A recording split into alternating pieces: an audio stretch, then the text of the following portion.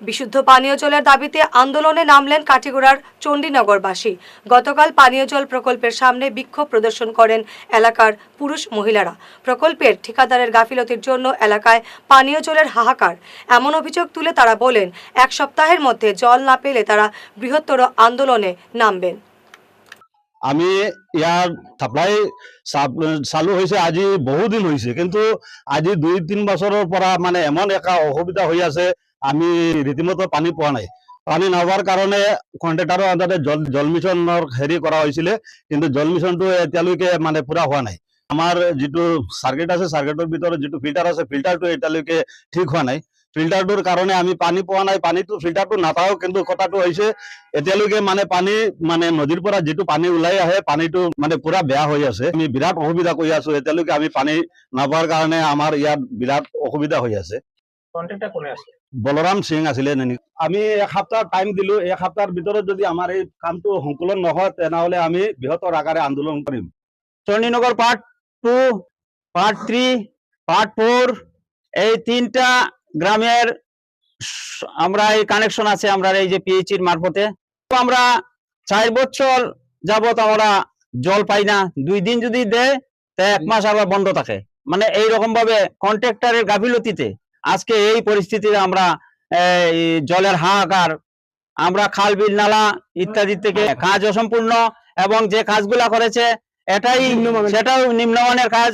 আমরা ফুললি তদন্ত চাই এবং আমরা অতি সত্বর এই জলের নিরসনের জন্য আমরা ঊর্ধ্বতন কর্তৃপক্ষ এবং আমাদের আসামের চিফ মিনিস্টার মাননীয় হিমন্ত বিশ্ব শর্মার নিকট আমরা এটাই জানাইতে চাই যে আমাদের অতি সত্বর এখানে পিএইচিটা বিলম্বে তদন্তক্রমে এটা চালু করার একান্ত আবেদন।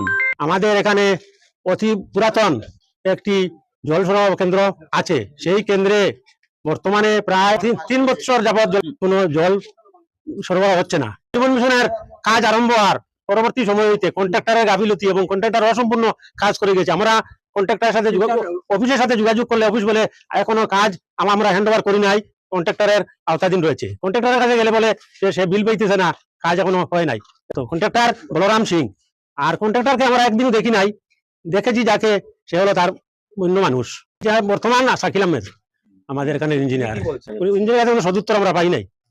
দেখুন, আমি বারবার জল বিভাগ সব জানাই আর সব কই আর আমরা কইতে আমরা চলো আমরা একটা সিদ্ধান্ত দেয় না আছে। বিগত 3-4 বছরই আছে আমরা জলের সমস্যা করি আর বর্ষা সারলে আমরা বৃষ্টির জল উঠাই আর কালনা জল উঠে আর চুন ডিসেম্বর ওটা দিয়ে আমরা খাই আর। কিন্তু এতদিন আমরা কি করবো?